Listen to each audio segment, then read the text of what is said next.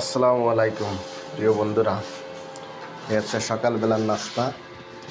আমার চাচাই যে সকালবেলা নাস্তা বানায় দিচ্ছে, যা ছোটোবেলায় খেয়েছি আমরা। ময়দা দিয়ে, চাল, পেঁয়াজ, হলুদ কুচি কুচি করে কাটিয়ে, সাথে ডিম দিয়ে সেইনে একটা, তারপরে ঘি দিয়ে ভাজতেছে, একটা পিঠে বানায় দিছে।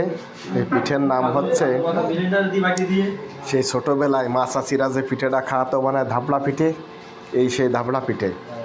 এটা সকালবেলার নাস্তা।